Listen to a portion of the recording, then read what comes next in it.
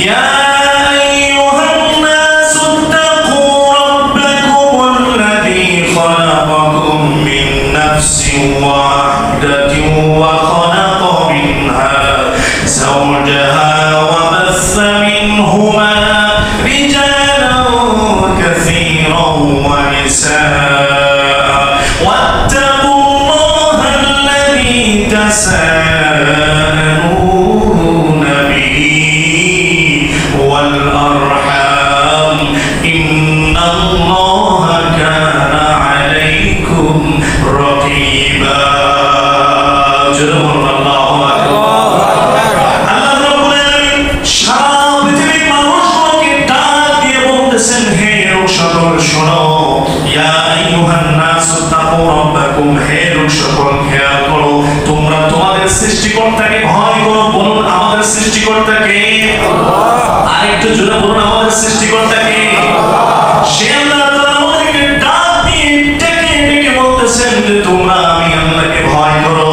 এই দুনিয়াতে যতদিন বাঁচবে আমি আল্লাহকে ভয় করে বাঁচতে হবে, কেননা আমি আল্লাহ তাআলা তোমাদেরকে সৃষ্টি করেছি। খালাকাকুম মিন নাফসিন ওয়াহিদা, এক আত্মা থেকে আমি তোমাদেরকে সৃষ্টি করেছি। জোরে বলুন সুবহানাল্লাহ। প্রশ্ন হতে পারে, হুজুর এক আত্মা থেকে কিভাবে আমাদেরকে সৃষ্টি করলো? আমাদেরকে তো সৃষ্টি করা হয়েছে বাবা এবং মা দ্বারা।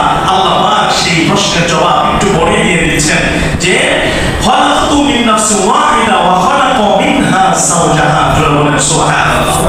আরেকটু জোরে বলুন সুবহানাল্লাহ। এক আত্মা থেকে এইভাবে যে আমি তোমাদের বাবা বাম পাঁজরের পাকা হাত দ্বারা আবার তোমাদের মাকে সৃষ্টি করেছে। সুবহানাল্লাহ বলবেন না? তাহলে কয়জন মানুষ থেকে সৃষ্টি হয়েছে প্রথমে? যেরকম কয়জন মানুষ থেকে সৃষ্টি হয়েছে? একজন। আবার আমাদের পিতা হাওয়া আলাইহিস সালামের বাম পাঁজরের পাকা হাড়ের মাধ্যমে আল্লাহ পাক রব্বুল আলামিন আমাদের মা হাওয়া আলাইহিস সালামকে সৃষ্টি করেছে। সুবহানাল্লাহ বলবেন না? এরপর আল্লাহ তাআলা যে শব্দটা ব্যবহার করেছেন ওই শব্দটা সৃষ্টি করা নয়, ওই শব্দটা আল্লাহ পাক ব্যবহার করেছেন বর্ধিতকরণ। সুবহানাল্লাহ বলবেন না? এজন্য বলেন ওয়া বাসসা মিনহুমা রিজালান কাসীরান ওয়া নিসাআ। আল্লাহ পাক বলেন ওয়া বাসসা মিনহুমা, এবং উভয়ের পক্ষ থেকে উভয়ের মধ্য থেকে আমি আল্লাহ তাআলা তোমাদের অনেক পুরুষ এবং অনেক নারীকে বর্ধিত করে নিয়েছি।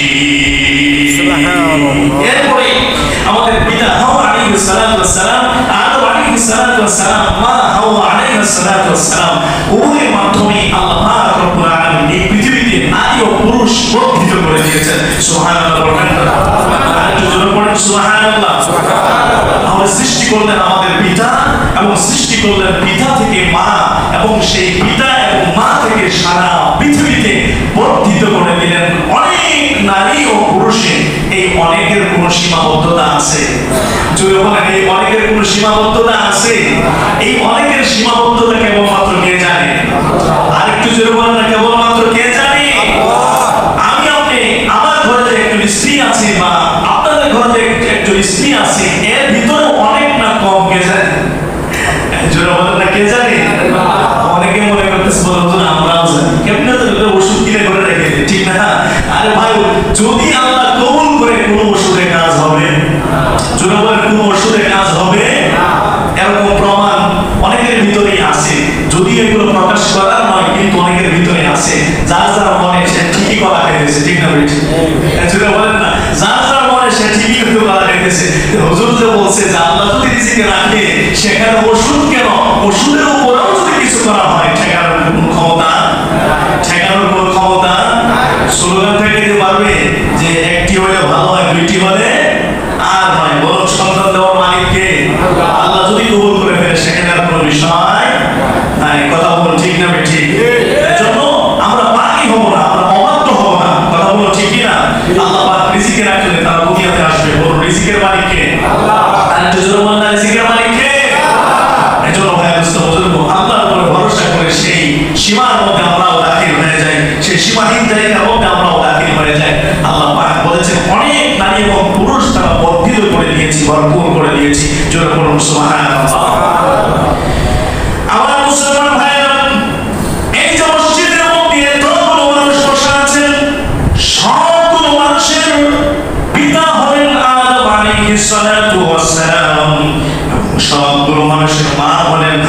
আলাইহিস সালাতু, আরেকটু জোরে বলেন সবগুলো মানুষের মাকে। আমরা এখানে বসে আছি সবগুলো মানুষের পিতাকে, আমরা এখানে বসে আছি এই সবগুলো মানুষের মাকে। কারণ আল্লাহ পাক এক বাবা এবং এক মা হতে আমাদেরকে দুনিয়াতে পাঠাইছেন, ঠিক কিনা? আরেকটু জোরে বলুন ঠিক কিনা?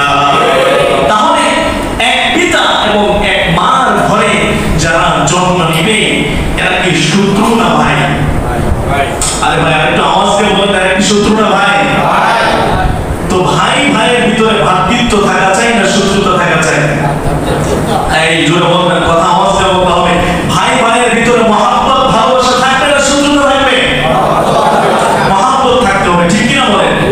এজন্য পিয়ার নবী সাল্লাল্লাহু আলাইহি ওয়াসাল্লাম হাদিসে মুবারকার মধ্যে বলেছেন যে আল মুসলিমু আখুল, জোরে বলুন না, আল মুসলিমু আখুল মুসলিম। এই হাবিল কাবিলের ভিতরে কেমন মহব্বত ছিলেন জানেন? একটু পরে বলছি, সিরিয়াল আসবে ইনশাআল্লাহ। মহান আল্লাহ পাক রব্বুল আলামিন এই পুরো পৃথিবীর মানুষকে এক বাবা এক মা হতে সৃষ্টি করে আল্লাহ পাক আমাদেরকে এই শিক্ষা এবং তালিম দিলেন যে পুরো পৃথিবীর মানুষগুলো ভাই হয়ে থাকবে, মহব্বতের সাথে ভালোবাসার সাথে বাঁচবে, ঠিক কিনা বলুন? আরেকটু জোরে বলুন ঠিক কিনা?